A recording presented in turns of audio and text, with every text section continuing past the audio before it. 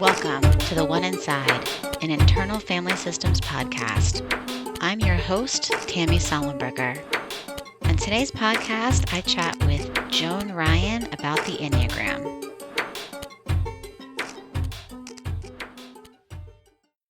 Hey everyone. I cannot tell you how excited I am. So I love the Enneagram, and you might be someone, I think there's a couple types of people listening to the show today. I think that you're someone who's either never heard of the Enneagram, or you might know a little bit about it, or you might be just someone who's interested in IFS and follows the podcast, and you're like, what's the Enneagram? Or you might not know anything about IFS and you came just to listen to us talk about the Enneagram. So I'm super excited. I hope that no matter where you're coming from, this episode, I think it will be. I think it will be informative and hopefully it'll be interesting. But I think no matter what, I'm sorry to say this, but I think you're going to walk away with having probably more questions, but hopefully it's more curiosity and more of a desire to know more. Heard about the Enneagram on social media a couple years ago. We were coming home from Thanksgiving and we were stuck in traffic, and I was like looking on Instagram, and someone was posting these like sort of like different Enneagram types, like the way they handle Thanksgiving. So I took a test. I made my husband take a test, and from there on out, I just was fascinated, and I read books, and I was in an Enneagram book club. I've been wanting somebody to talk about IFS and the Enneagram for a long time. And so I saw Joan's name come across an email list, and I was like, oh my gosh, I have to talk to her. Joan and I have met.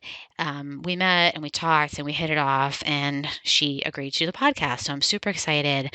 I love this. I think this is happening more and more. People that are trained in IFS, but they're like experts in other things.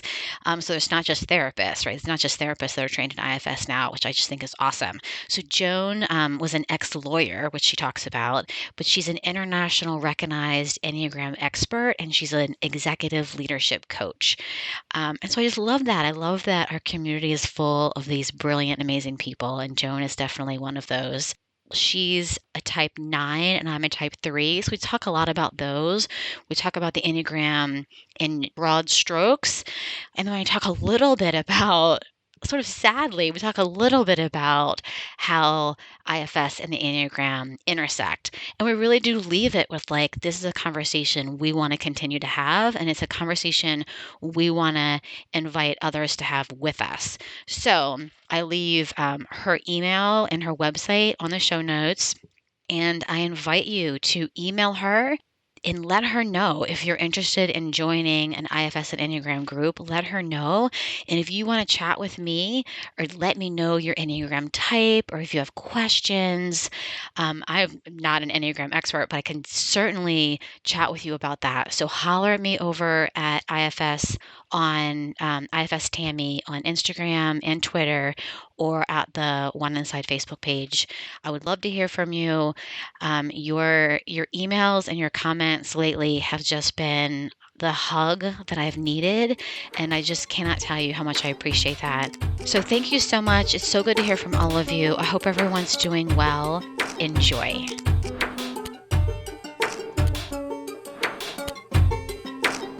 Well, I like to start by just asking you where you are in the world, and just telling everyone where you are in the world, and if you were to look out your nearest window, what would you see? Okay. So where I am in the world is different from every November almost the last 17 years. Because I'm sitting in my living room in Watertown, Massachusetts. And if I look out my window, I am looking at a gigantic tree that just dropped its leaves. And since it's dropped its leaves, I can see the Charles River. Oh, And what I wow. learned about myself a few years ago is that I seem to be really happy when I am near the water. So the fact that I can lean over and look and see it, and there's ducks and there's swans and there's all kinds of birds, and I'm in the city but not in the city. I love it. Um, if it was a normal November, I probably would be in Bangkok. Thailand, where I have been teaching usually this time November, late November, early December since 2003. Wow. But obviously, nobody's going anywhere. Yeah. Yeah. And that job and that teaching situation pretty much has come to what looks like its natural end anyway. Oh. Pandemic notwithstanding. No, it's a good thing. Okay. Okay. Yeah. So that's where I am or where I would be. Okay. Are you along the walking path there? I am just up above the walking path on the Wow. Cambridge side. Yeah. Um, so so when you go to Thailand, you would teach the Enneagram to the students in Thailand. Is that right? Yeah. I am part of. I am co-founder of a project that started before 2003, probably 1998 or 1999, where I partnered with a friend, another Enneagram teacher, to bring the Enneagram to Thai students. And he had been living there for a long time and was at that, when I first met him, I was the on site program manager for the Enneagram training in California. Um, and he came in thinking about transitioning. He's an American, transitioning back from Thailand to the US and learning the Enneagram. He's a meditation teacher. And we started first thinking, how could we bring Thai students to our trainings in the States? And we did that for a couple of years, and it really didn't work particularly well because of translation issues and cultural differences and that kind of stuff. So we decided we were going to create our own Enneagram training program there on the ground. And so here's the good news and the bad news. The great news is that our original intention all those years ago was to create a program that would be grassroots with Thai people in Thai language. The bad news is that when you succeed at that, they don't really need you so much anymore. Right. And Love it. that's not to say that 17 years isn't an amazing experience. And I have Yeah. amazing friends there. It makes me incredibly happy to see the level of scholarship and teaching and use of the material that has been created out of all of this. You know, we started something and people took it on. So What very vibrant there. That's awesome. And as you're telling me that story, it makes me think, well, I guess it makes me want to know what is it about the Enneagram that is so special that that you spend so much of your time and your energy and your life teaching it and sharing it? A number of ways to answer that. I first encountered it, let's see, in the early 90s. And at that time, I was sort of a garden variety lawyer with an office in Boston. You know a little bit of this. Coming to a recognition that while I could do my job and I could be good at my job, I wasn't really happy with my job. And finding out later about my Enneagram type explained a lot about that, but I'll keep going forward. When I first encountered the Enneagram, I think I was so into my law practice that an Enneagram teacher looked at me and said, "Oh, well, I know what your type is." And she basically assigned me, which we don't do, as a type 6 because my legal training and the fact that I had worked as a courtroom lawyer and all of that is that thinking pattern. Okay. Mm. And I didn't know enough to really argue with it or question it. And I did a couple of classes and it didn't quite hit, and I didn't quite understand why everybody thought this was so wonderful because it didn't really fit. And that happens to a lot of people. And then I was in a workshop and we were doing something, and a group of type 9s were listening to me and said, "You know, why don't you come over here and sit with us for a while?" and And that did it because I sat down with these people and they thought the way I did. Mm, They interacted with the world the way I did. I mean, some of them were more extroverted. I was way more introverted at that time than I am now. But it was very, very comforting to know that there were other people who mm, had some of the same patterning that I did. mhm, Um, and what I think is so wonderful about it is that anybody can use it in lots of different ways, as long as, and this is a key point to me, as long as they understand that, like therapy, in my eyes, they're going to get the most out of it if they concentrate on themselves and on building their own self observation, or you could say self awareness capacities. The people who come into the Enneagram and only want to learn it so they can use it on somebody else are going to fall flat. yeah. I used to get really upset when people would come in and sort of skim across the top, think they got it, and then try to go out Mm, and diagnose other people. Yeah, no, yeah. sorry. Um, Diagnose their number. You're yeah, being a 2 right now. and here's what's wrong with it, and here's what you should do. Like, Yeah. no. And the truth is that even if they were right, even if they guessed right, it's not useful to that person. Yeah. Yeah. Because if the recognition doesn't come from inside, oh, that sounds like me, that's like me or not like me, which is another way to look at it, it's not really actionable. Mm, Um, so I stopped having to be aggravated by that because I was taught very strongly, and Palmer Daniels trained very, very strongly from the beginning. You do not type other people. You do not nail the type. You help them find the type if they can. And a lot of people can't. And yeah. that's fine. Yeah. So you left the law practice and started doing go ahead. And at the time that all of this was happening, what we'd call executive coaching or leadership coaching, was really just starting to come forward. I went to some of the first meetings that eventually turned into the ICF, the International Coach Federation. And all of that was just starting. This is sort of mid 90s, late 90s. Um, and the other thing that happened when I jumped into the Enneagram training was that I had capacity for it. It made sense to me. I could see it both intuitively and cognitively, intellectually. I can read pattern. And it was both incredibly helpful to me, but I could use it in the background in my coaching. So I've been coaching now since 1998. That was the break point. It took a few years. Yeah. Um, And I can't tell you how many lawyers I've coached who say, the first question is, how did you change fields? Wow. I'm Yeah. fascinated in it. Especially actually a lot of women, Mm, um, because it was hard. yeah. And some of them loved it and still do. And a lot of us were good at it. Um, but I don't think if you don't love it, like, Yeah. it's really hard.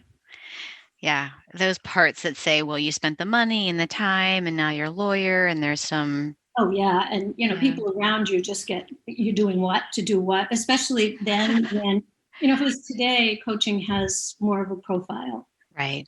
and Right. is a profession and is recognized. But 20 some years ago, uh-uh. Right. No, right. You were very And brave. that turned out to be a better fit for me too. And as I said, in the Enneagram system, I'm type 9. Well, of course I can do legal stuff. I can see all sides. I can understand, the good points and differing parts of an argument. Um, I can mediate an argument. Those kinds of things. That's all natural to me. But none of that came forward until I could really learn what the 9 meant to me. Mm. Yeah, because when I think of the 9, I think of like a 9 wouldn't would okay, this is a big probably stereotype, but I would think a 9 wouldn't leave the career. Like it would be too like the conflict, it would be like sort of the hard time with conflict and hard time making decisions wouldn't leave a big career like that. Um, would be slow to, I think is Okay. good. And I'm not saying you're wrong. I think that you're right. And I've seen a lot, I've worked with a lot of people in career transition, worked in all kinds of coaching at this point. Nines, like certain other types, are slower to make changes. But once a decision is made, it can happen really rapidly. That's one Okay. of the high sides. If things really align, it'll move really quickly. It could take a long time to get to that decision point.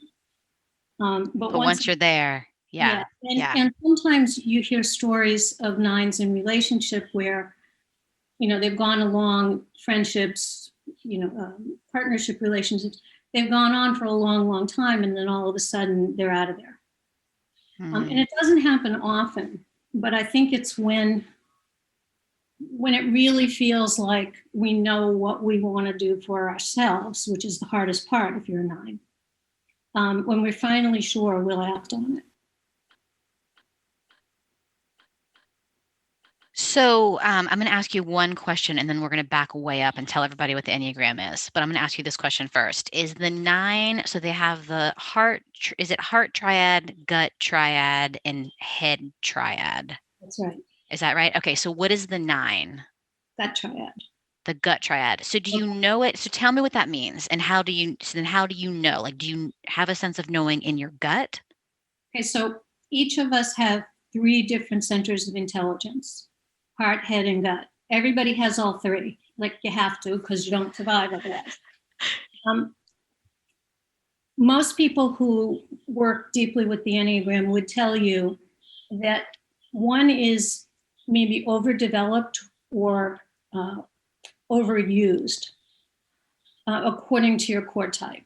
Okay. So the three central points of the Enneagram, if you look at the diagram, there's a central triangle. So you've got 9 at the top, 3 on the right, and 6 on the left. Those are really the core, and those are the centers of each 3 triads. That's an easy way to remember it. You look for the central triangle, and the type on either side of that point is that triad. So 891, 2, 3, 4, 5, 6, 7, around those cores. Head is usually the easiest to start with. So 6 is the center of the head triad. It's the mental center, the intellectual use. We all have it. We're all overdeveloped because we're educated. But there's more reliance if you happen to be a 5, a 6, or a 7. There's an underlayment to each of these triads that's driving it. And they tend to be universals, but they're stronger in these types or have a bigger part in these types. So the underlying fuel or driver in that head triad, 5, 6, 7, is fear. Now, it doesn't mean that those people are more afraid than other people. It just means that fear plays a larger part in their thinking patterns, their emotional patterns, their functioning patterns than the rest of us, who also, of course, all have fear. So it's almost a priority list and a preferential list. So that's that side. If you go up to the top, 8, 9, and 1, we call that gut or body based. You could say gut instinct. Now, everybody has gut instinct, but in an 8, a 9, or a 1, it's going to operate a little bit more in the forefront, let's say, than in other types. And they tend to be, rather than going to the head and logic first for something really important, tend to really want to get that gut feeling to align before they're going to move forward and make a decision. And that doesn't mean other types can't do it. It just means it's primary over here. And the underlayment, fuel or driver or whatever, in this case, is anger. Again, doesn't mean they're angrier than other types, doesn't mean they express necessarily, although some of them do. But it means that emotion of anger has a place of priority in driving their interactions with the world. That's the top. And then the third one, which I think is where we think you are, 2, 3, and 4, is the heart triad. And we all have heart emotion. We all have heart energy. And it's a way of meeting the world first from that heart emotional space. So instead of gut instinct, belly gut instinct. This is heart instinct, heart feeling. Doesn't mean that they're necessarily more emotional than the rest of us. It's just that that's where they rely. And there's been over the years some discussion over what the word for the driver is. We've got fear and anger; those are pretty clear. The one that's used most commonly now is some form of grief as the driver underneath, or maybe something around abandonment. Wow, I didn't know that. Words, and you'll, if you go back through the books, and there's not a lot of them, there's more now, of course, you'll see different ways of stating what the driver is in the emotional triad. But it has something to do with that, because there's a very, very strong prioritization of connection and relationship in the heart triad. Again, not that the others don't have it, but it's higher up on the priority list over here. Yeah, that's great. Did I answer your question? It does, and it does beautifully. That was perfect. That was perfect. That was awesome. So, is that one way for people to start thinking about their number? Sort of like, Yes, yeah, absolutely. okay. Sometimes we've done in workshops, or occasionally even in a typing interview, which is one of the things that my School of Enneagram thought would use, we'll scan that. The problem is, going back to self-awareness and self-observation, many people do not understand that their self-observation skills are not real good. It's not our fault. Nobody ever taught any of us. Okay, this is not something that's in the educational system. So, they quite honestly believe that they're reporting accurately. And a lot of times they're not, because they're not connected to it enough. So a little bit of education and a little bit of practice at watching themselves and observing themselves, and kind of indifferential to somebody else, will help a lot. But it is something that we could use to scan. Love And that. when we do it a lot, I think similar to what many therapists I know do, you get a sense of where the lead is. Is this somebody who's really leading with their head, or leading with their heart, or you're not sure, which is usually the gut types. I love that. So tell everybody, now that we've given them a little bit of Sure. some information, what is the Enneagram, and why should we know it? Okay. Well, I'm going to assume that most of the people that are listening are therapists, so I'll talk as generally as I can, but with that as an eye. So the Enneagram is, at essence, to me, a map. And you could say, and I don't think that this is original phrasing to me, you could say that it's a map about how different people interact with the world, from a thinking state, an emotional state, instinct state, from different perspectives. And that those perspectives are patterns that we can map. The reason that it's important is that those patterns fall into something that looks like a priority set on information. So, for example, if a new coaching client, I work a lot as a leadership coach and as a trainer. If a new coaching client comes to me and they're talking to me about what their goals are and maybe what their challenges are, which happens a lot, I'm probably going to see a pattern in there that tells me what that type is. If I can do that, then I can see how their view is narrowed. And my job as a therapist is very often to open the view screen, to take away some of the blocks. So if I can find the type, or if I can even guess at the type, I can ask questions and explore with them to find out where those narrowing of views are. I hope that makes sense. It does, And yeah. what it does is it helps us to repeat going over and over the same thing over and over again, if they're open to learning that this is actually a habitual thought and emotional pattern. Yeah. And that sometimes it's true, but sometimes it's not. Yeah, I think that makes so much sense to me because I'm like, now that I know that I'm a 3, it actually is like I don't have to keep going like what you're saying, I don't have to keep going over that. I could be like, "Okay, this is sort of coming from this 3 place," and then it actually helps me understand myself so much better, like why I'm doing certain things and, um, Can you give yeah. an example? Can you give an example? That might help. Yes. Great. So, you and I talked about, which I've been totally noticing this. You and I have been talking about how threes will be doers. So instead of feeling like, even though I'm like leading with my heart, I'm a doer. And so, if I find myself doing instead of feeling, and so one thing that I'm noticing how that's been showing up for me a lot lately is instead of sitting with the feelings that I'm having, I start thinking about how I'm going to do, what am I going to do to fix it? Okay, here's how we're going to fix it. Here's what we could do. Here's what we're going to figure out.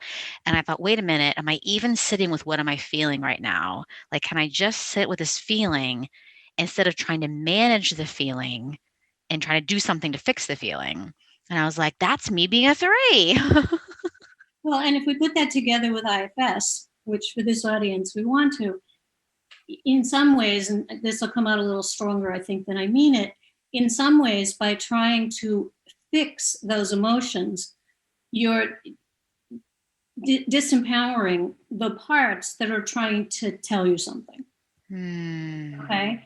Or you're Yeah. Yeah. ignoring. I Yeah. said it would be too strong. You're No, I ignoring. like it. I like it. No, great. So it's like I'm ignoring the exiles, right? The exiles that maybe have some pain. Or the So I'm, protectors, or they're trying to tell you something, and you yeah. going into action, which is the habitual soothing mechanism that the type is provided, is not allowing that material to come forward.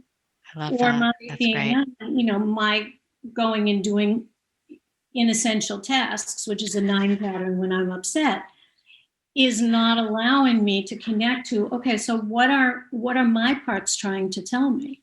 Hmm. What is it that they want? And can I slow down enough, or can I focus enough to make space Hmm. for them?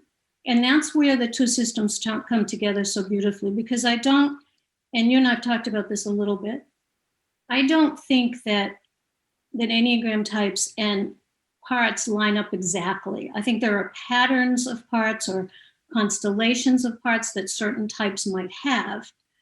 Um, but I think every person's going to be different because of experience. It just as every person of a type is different one from the next. But there's patterns in there that we can see. So again, using you as an example, if I'm working with a 3, I'm going to choose my experiments that I'm going to encourage, like I did with you. Okay, so you don't actually have to stop yourself from going into action, but stop for a minute and just notice what's going on, and notice how often this happens to you. Hmm. Because we're trying to get the idea across that it's habitual. And habitual, unfortunately, is difficult because it's usually unconscious. So we need Hmm. to find a way to locate it or to make it visible. And one of the ways we do is look for how often this happens to you.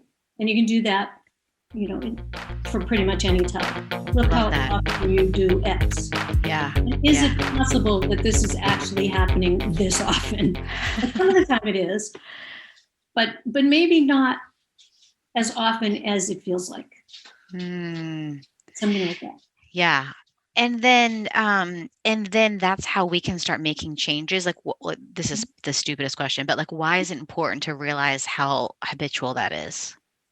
Because if it's habitual and it's unconscious, then you're not at choice and you're stuck. And if it's a pattern that is supporting you, great, unless you overuse it, which is always a danger. If you can't see it, you can't make any choices about it, you can't change it. Yeah. And you at least, I think, want to have the opportunity to decide, do I want to do this in this way, or do I want to do something different? I love that, right? So and that's why a lot of people come to therapy or to coaching is because I'm like doing a thing and I'm experiencing a thing and I don't want to, whatever that is. So I guess what Go ahead. what that says is that this is another tool for therapists, to use in trying to fashion ways to help somebody get to their goal. The Yeah. same as a tool for me as a coach to remove barriers or to highlight strengths, because of course all types have strengths as well, to highlight them in a positive way to help somebody move towards their goals. Yeah, when you talk about self-observation and self-awareness, like even noticing how habitual something is, or even being aware, curious about what my number is going to increase my self-awareness. That's right. And we talked about the typing cards that I created that you looked at, and a big piece of that, and my intention, which I think I mentioned to you, was not to create something that was going to, be a test that you could take that tells you your type. I don't really believe that that's possible, but to create something that would encourage people to self-observe, to learn better self-observation skills, and to expand their exploration internally as they're interacting with this material. I love that. Yeah, Um, I and love one of these the cards. things that, thank Good. you. One of the things I really like is that it does encourage that. It came partly out of frustration because it can do a wonderful typing interview and we have a great conversation and lots of stuff comes up. And then the person walks away and I don't know how actionable the information is. Yeah, And the way we train, because it's an interview based protocol, is that we do lots of interviews. So, you find people from all different places and you practice on them because you're a student. And it kind of drove me nuts that a lot of them just weren't that interested. And I thought, well, maybe they could be. Like, I know not everybody's going to be, but maybe some of them could be could go away with a little more curiosity or a little more interest or um, a little more connection to the idea that this might be something that could help. And the only opening that I've ever found is to get them interested in self-observation as a skill. I love that. Yeah. One of the things I love about the cards and the self-observation is, um, like I had said to I always thought my husband was I know we're not supposed to talk about other people's parts, but I always thought he was a 5. And when him and I were doing the cards, like I know I'm a 3 and I've read Enneagram books and I was a part of an Enneagram book study. And but I was trying not to go into it like, well, I know I'm a 3. But I always thought he was a 5. And I'm still not totally sure, but I ended up so we did the whole thing. And then I ended up kind of handing him the 5 and the 1 because he was testing, I'm putting that in quotes, as a 1. So I handed him the 5 and the 1, and I'm like, which one feels more like you? And he was like, the 1, definitely. So I loved that because you talk even about how to, the distinctions, sort of the distinctions between the parts. And I think your cards do a great job because you can really see right there, here's a 5 and here's a 1. And I can really see the distinctions. Well, yeah, that makes me happy to hear you say that because part of what happens too is that there are key things in each type that kind of have to be there if that person is that core type. So I should back up a little bit. Part of the reason that the Enneagram is complicated is that it's an interlocking diagram and an interlocking system. So each person has a core type, primary type, but also has connections to 4 others out of the 9. So that's 5 out of 9. That's kind of complicated. Right. Yeah. Uh, 2 of those are by the connected lines on the diagram, and the other 2 are the ones on either side around the circle. And ultimately, it's holistic. Ultimately, if you were to study long enough, we'd all want to be finding, where is a part of all 9 in us. And every once in a Mm, while, you can do that, but that's way out ahead of where we are.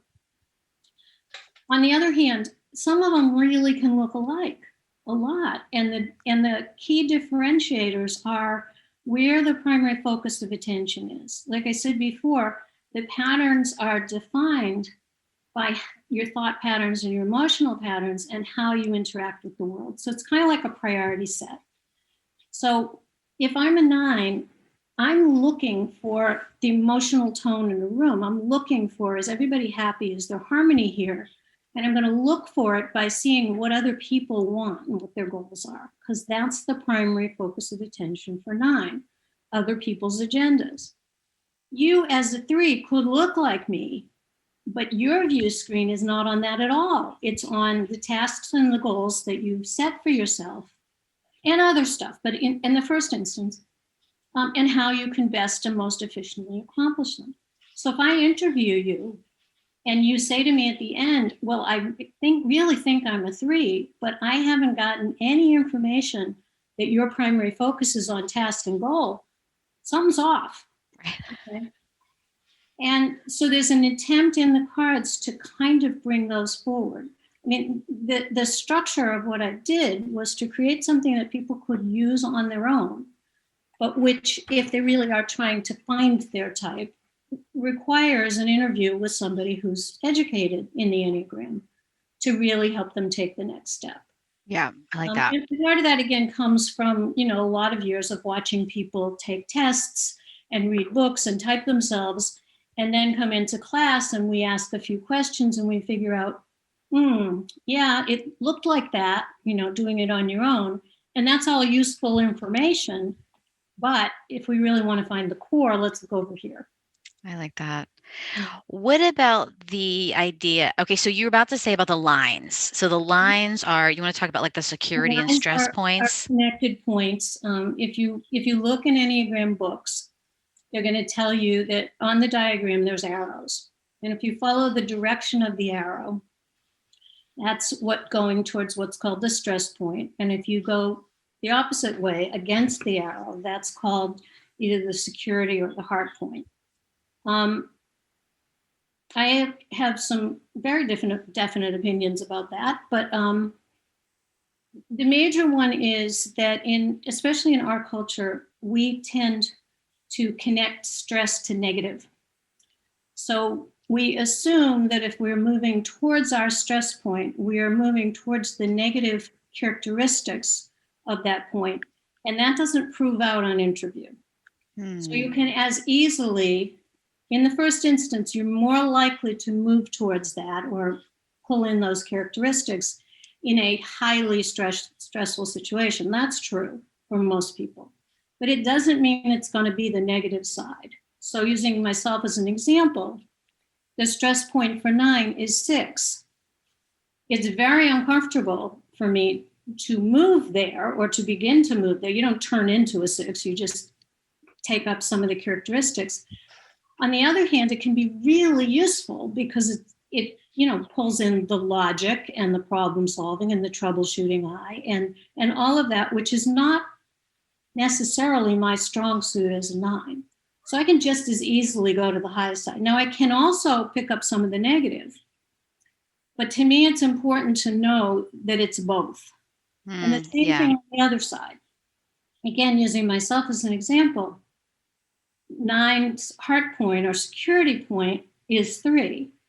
And that means that it's most likely, especially at the beginning of the study, that I'm going to access that or I'm going to see it in myself in a calm, secure, happy, heart-filled situation. And we have an assumption that that means that it would be the positive aspects of that type. And again, that's not true. It could be, but it could just as easily be the negative. I could just as easily go in and start being very active to eliminate emotion. Okay. What it means is that you have access to the characteristics of those other types if they're connected points. And sometimes it's usually easier to find the one than the other. Most people. And it isn't always the stress, or it depends on the individual. Usually one is more apparent. But ultimately it's useful to know that it's there. Yeah. It also helps understand, talk about like self-observation or awareness. It really helps me, like, so as a 3, it really helps me understand why sometimes I just turn off. I just go to 9 and I'm just done, right? So I could say it's parts of me that are like done, that I've been going 100 miles all day and then I'm done. And I could say that that's parts of me, or I could say that it's, I was, operating in a lot of 3 energy and then I go to 9 and then there's less judgment. Like I go to 9 and I'm chilling and watching Netflix and Well, and you just said something really important. They do have very different energies. And I love what you said, because that's a way to see it. Is my energy like it normally is, or do I feel different all of a sudden? And what's that about? mm, Which it would be. I should say that there's lots of different ways of looking at connected points. And there, although it's largely not credited too much anymore, there used to be an idea that as you got healthier and healthier, you went towards your security point, and as you got less healthy, you went towards your stress point. That's not, you will still see it in some of the literature. The reason that I don't subscribe to it is because I've interviewed thousands and thousands of people and it doesn't verify to me.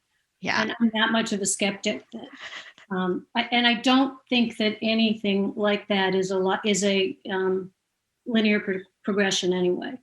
I think people move back and forth, and I think it's more useful to look at what can I pull in that's useful and what can I recognize that might come up that's not useful, and then take action, perhaps with some parts work, to soften the impact. What about the wings? Can you say something about the wings? Called connected points, and then the ones on the circle are called wings. And again, you're going to see differences in the literature depending on whose theories you're looking at. Everybody, as far as I know and have ever seen, ultimately can find both wings somewhere in them. And rather than being strongly connected like the connected points, they're sort of more, the word that's often used is they're sort of more like flavorings. So a 9, like, and normally one side is more apparent both to the person and to the outside world. So again, using me as an example, I'm a 9 who on the outside, and actually in my own estimation at the beginning, appears to lean much more to 8 than to 1, because it's along the circle. There's a number of reasons for that. One is that I had an 8 parent, I have an 8 kid. There's a lot of 8 energy in my life, and a number of other factors. So I'm going to look a little different when you first encounter me than a 9 who primarily leans towards 1, which is more structured and can be some rigidity and that perfectionist side. And that's on the surface. You will see in the literature that some people identify themselves by their primary wings. So they'll say 9, 8, 9 with 8, or 9 with 1, or 3 with 2, or 3 with 4. Yeah. Okay. You're not a fan of that. Well, I'm not a fan because I've seen too many people use it as a reason for staying the way they are and not working on Oh, their okay. issues. Yeah. In the same way as it drives me insane when somebody will say to me, well, I'm just like that because I'm a whatever type. Well, yeah, you could stay there and you could be, satisfied with that. But if you really wanted something and it was in your way, wouldn't you want to work with it rather than just accept it? It's kind of like letting a protector or a firefighter run you without working on it, just because it happens to be a part of you. Yeah. What I think about wings is that in many people, there is one that appears much stronger. I'm pretty sure that everybody has both. I know, for example, that in me, the one is there quite strongly. It's just internal in my case. And I can find it, and it took me a long time to find it because it was inside. But I think, again, if you're thinking that the Enneagram is a holistic model, don't you want to find all 5 pieces if you can? Yeah. Yeah. I love that. Yeah. So if I'm to be a healthy 3, Yep.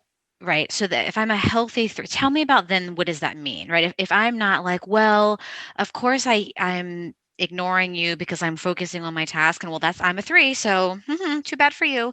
Like that doesn't seem super healthy. No, So is there a way to be a healthy number? And then these are two questions. And is that self? Like if I'm a healthy 3, is that self? Those are probably two completely different questions. okay, so there's specific things that we would suggest for any type as medicine for the negative implications of the type pattern or the character structure of the type.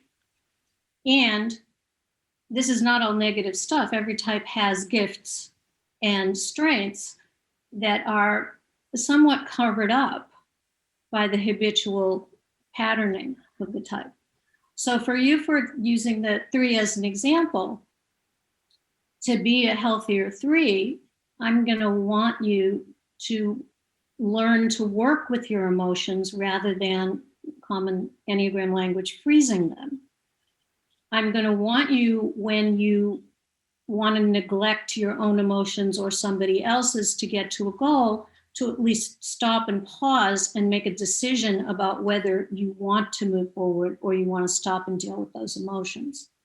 I'm not telling you that you have to stop every time and do it, but I want you to be aware that that pattern is kicking in. Okay.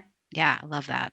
The other reason for that is that the best way to get to the higher aspects, and in IFS language, potentially the best way to increase your self energy or your access to self energy, is to go through the door of the higher qualities of your own type. I mean, each type has its own higher qualities, and that's all mapped out in the system.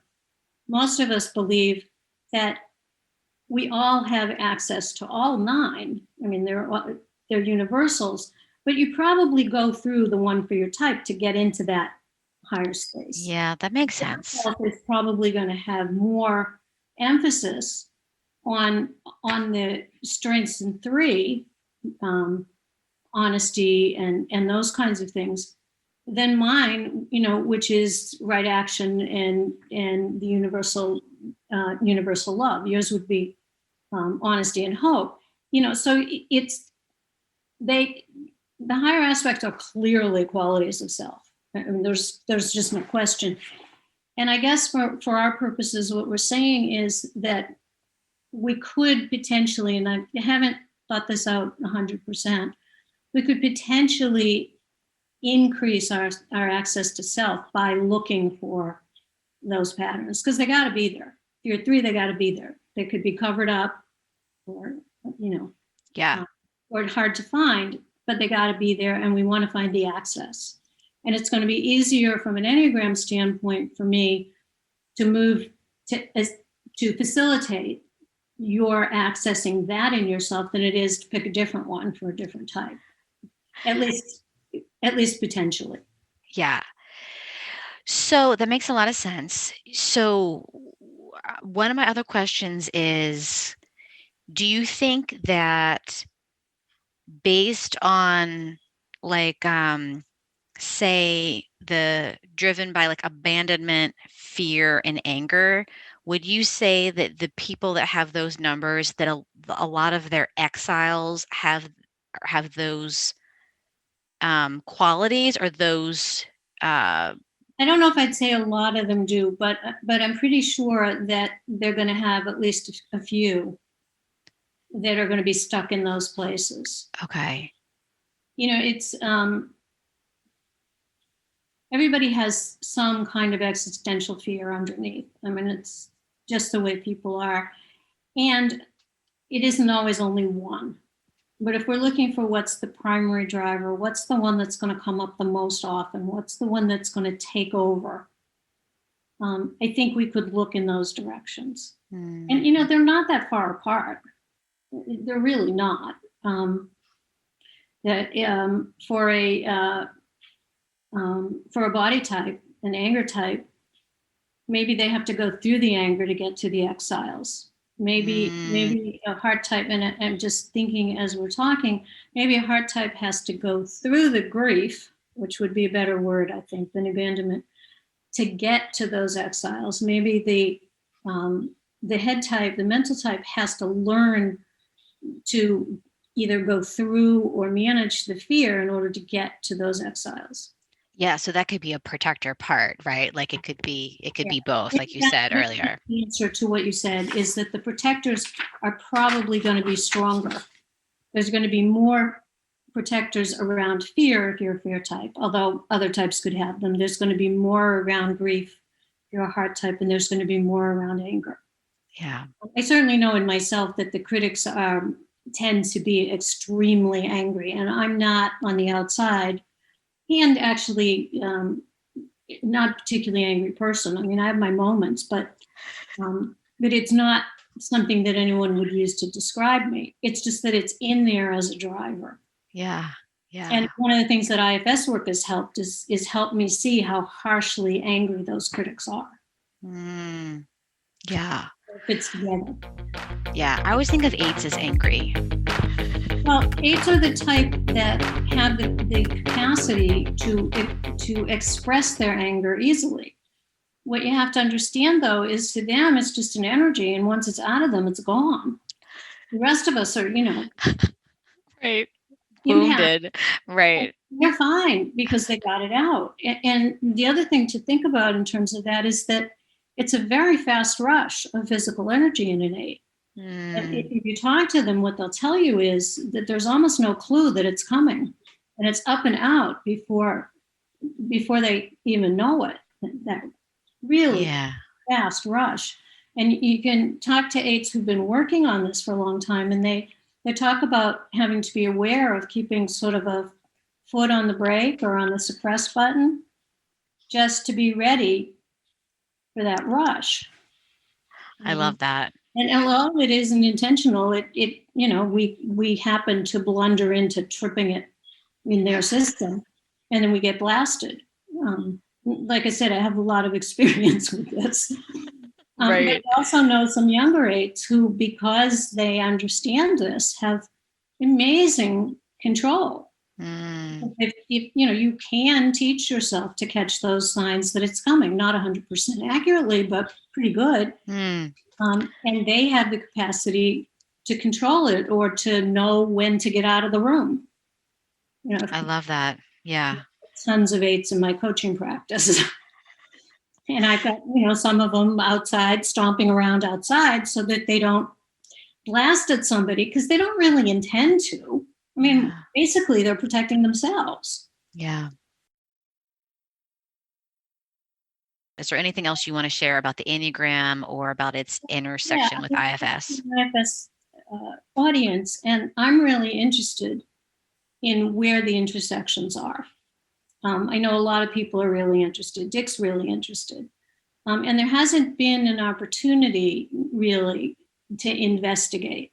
So if there are people out there, besides you and me, because we already know we are, who are interested in working with, how do we put these things together mutually beneficially? I'm really interested in that. I just recently, because we're all in the pandemic and in COVID, started teaching online again, actually a couple months ago. And I'm running short classes. I'll start again in January because what's running now is closed. Small groups online every other week, approximately 4 sessions, 6 sessions, something like that.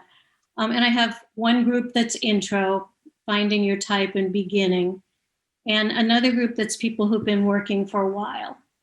And we do different topics, but mostly it's interactive and exploration, because that's what I like to do. I can lecture. It's not my preference. I'm not great at it. I can be very boring. I know a lot, but not my preference. But I like people to see and hear and understand. And like I said, I'm trained in what's called narrative tradition, which is learn this by interview, learn this by listening to other people who know what their type is. So it's a lot of that. So how do people find out about that? How do they find out and sign up?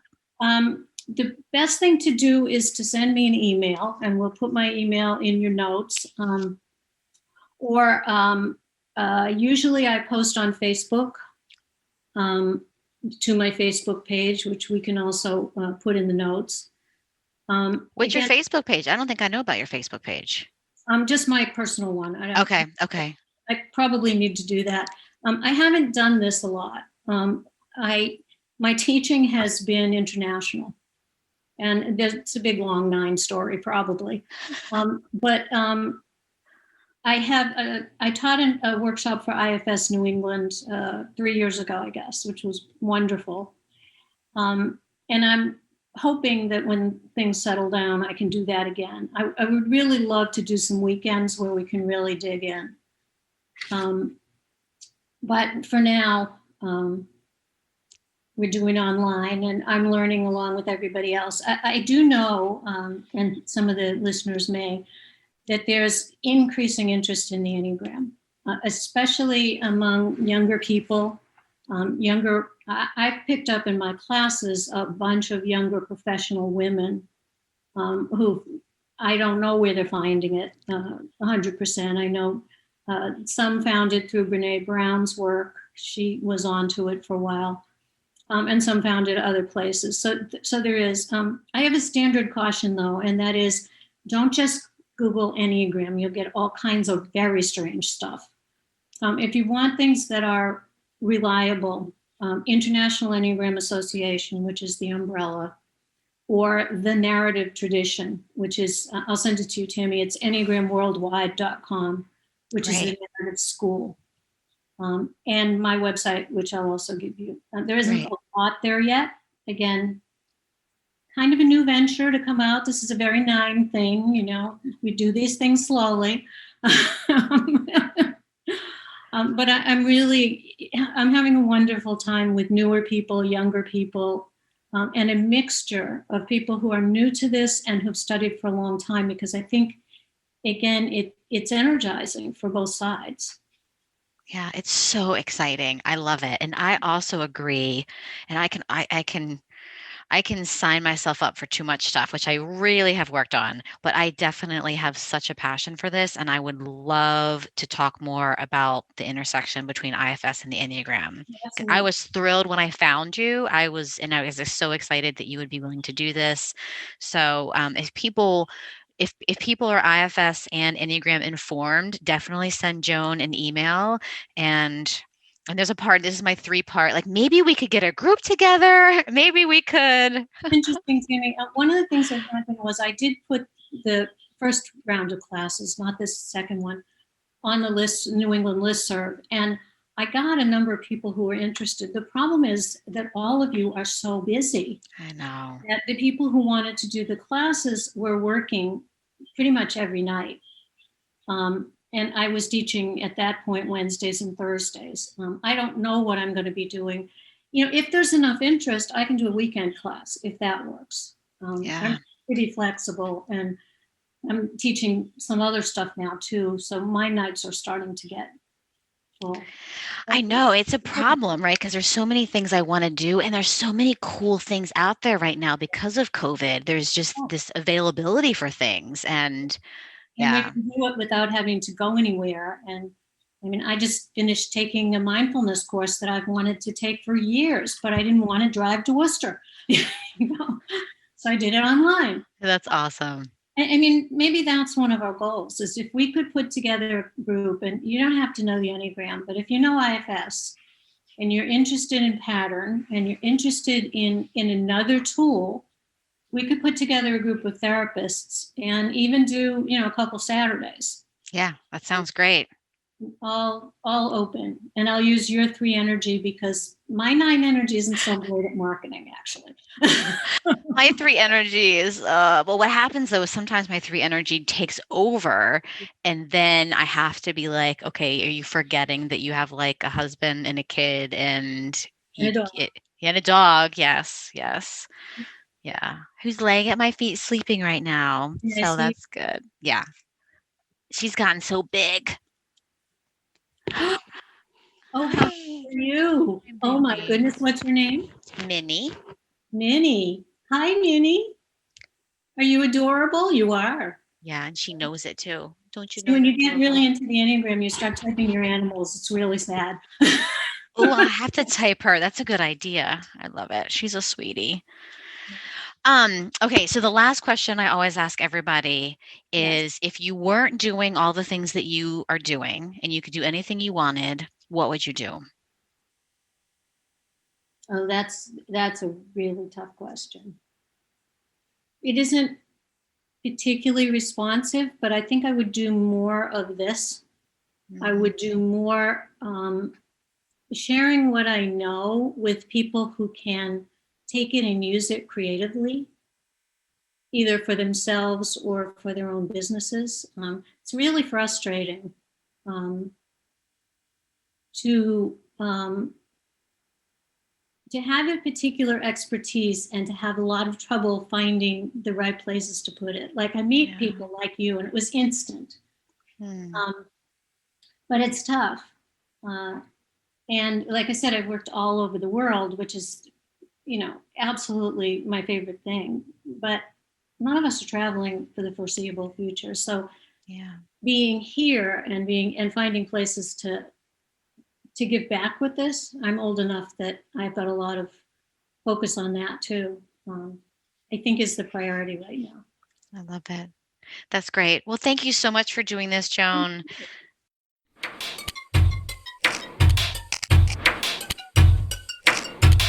Thanks for hanging out today. If you liked this episode, make sure you subscribe. And if you really like this episode, share it with a friend and leave a review. You can follow me on Instagram at IFS Tammy and join our community on Facebook at the One Inside Podcast. Talk to you next time.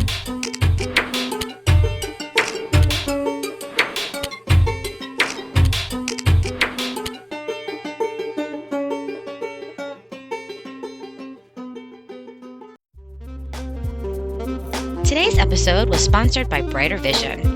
What's the point of having a beautiful website if it doesn't attract the clients you want to see? As the worldwide leaders of website design for therapists, Brighter Vision sees this issue happen way too often. A nice looking website doesn't equate to a successful website. The truth is, your current website might even be turning off potential clients. That's where Brighter Vision comes in. Brighter Vision's team of website designers will create a website that is centered around attracting and retaining your ideal client so that you can have a nice looking website as well as a successful one. Better yet, Brighter Vision is offering $100 off exclusively for listeners of the One Inside podcast. To take advantage of this offer, simply go to brightervision.com/inside. Again, that's brightervision.com/inside.